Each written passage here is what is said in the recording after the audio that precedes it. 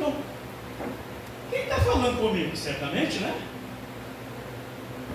Quem está falando comigo? Não é assim?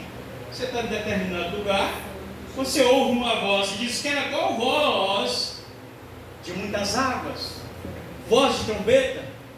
Se fosse hoje, quem mora perto assim, do aeroporto, né? Podia falar como era a voz, como voz assim de um jatão desses 787, 747, que faz uma zoeira, né? Porque quem mora perto de aeroporto, né? Mas naquela época não tinha. Então, como o livro de Apocalipse, ele é muito assim de comparação, né?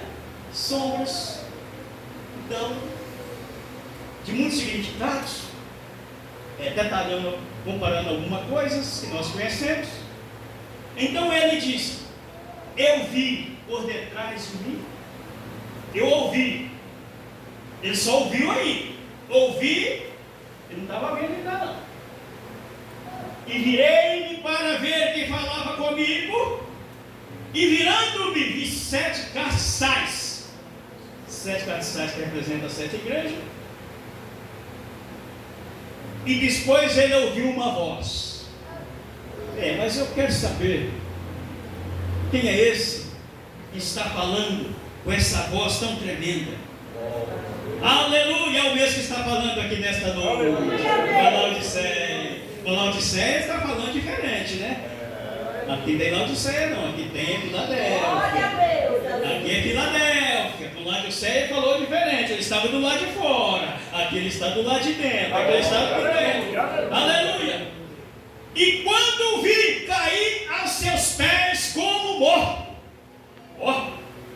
Como morto. E ele pôs sobre mim a sua mão direita, dizendo: não temas. Aí começou a ouvir o personagem. Eu não temas, eu sou o primeiro, eu sou o alfa, eu sou o ômega, João. João, eu fui morto, João. Me mataram, me crucificaram, me mataram, me colocaram lá debaixo da terra, mas no terceiro dia eu ressuscitei. Sou eu, João. Sou eu. Mas eis que estou vivo para todos sempre. E tenho a chave da morte, João. Eu tenho autoridade sobre a morte e sobre o inferno. Escreve essas coisas que tem visto, e as que são, e as que depois destas hão de acontecer. Irmãos, que palavra gloriosa. Eu disse aqui que Deus muitas das vezes, a primeira pregação que eu preguei aqui, falando sobre, o dia que eu cheguei aqui, me parece, nessa primeira semana, eu preguei sobre Deus escolhe as coisas que não são, não foi isso? Para confundir as que são. Deus escolhe as coisas pequenas para confundir as grandes, não é isso? Deus escolhe, Deus é Deus. Deus é Deus, soberano. Então, quando nós começamos a meditar sobre isso, por que Deus também não escolheu um outro personagem? Não é? Escolha João. Deus tem compromisso com quem tem compromisso primeiro. É verdade. Eu disse aqui que tem situações que Deus não nos livra, mas deixa nós entrar lá dentro da situação.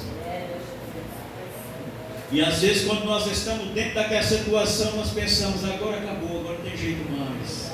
Tem não. Nos momentos mais cruciais, mais difíceis, nas maiores adversidades, é que os personagens bíblicos receberam suas maiores vitórias, seus maiores troféus. Sabe, essas situações que nós passamos, isso é para nós aprendermos. São lições para nós, não é porque Deus é mau, não. Não é porque Deus é ruim, não. É porque Ele tem propósito conosco. Ele tem propósito em nossas vidas que nós não entendemos. Tem hora que acontece coisa e a gente fala assim: Senhor, por que isso está acontecendo? E muitas das vezes, como eu já disse, Deus entra em silêncio. Muitas das vezes Ele não revela para nós o porquê que aquilo aconteceu. Mas Ele tem um propósito. Ele tem um plano sobre isso, sobre aquilo. Não cai uma folha se não for permissão dele. Então essa é a palavra que eu vos deixo nesta noite.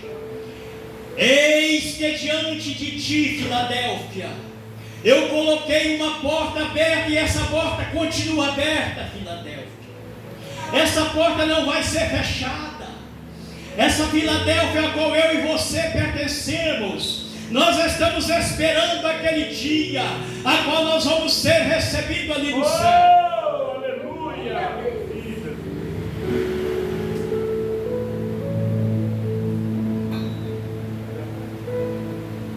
Nós que estamos aqui visitando nesta noite, nós fomos recebidos com bem-vindos, né? E a gente fica tão feliz, né? Eles estão bem. Os irmãos recebem a gente, os irmãos receberam nós aqui. Sejam bem-vindos, são felizes com a presença de vocês. Sejam bem. Isso vai acontecer com a igreja de Filadélfia. Vai acontecer. E não vai ser anjo nem querubim. Na hora que a igreja estiver subindo, o alfa e o ômega já vai estar lá. E sabe o que ele vai dizer? Vinde, Filadélfia, bendita de meu Pai. Vem, Filadélfia, vem possuir por herança o reino que eu está preparado. Oh, irmãos, paga a pena nós sofrer aqui. Esse sofrimento que nós passamos aqui, diz a Bíblia que não pode nem comparar. É difícil, não é fácil. Tem hora que a gente chora, tem hora que as coisas estão difíceis. Não é assim. Mas é nos momentos mais difíceis. Pega essa palavra.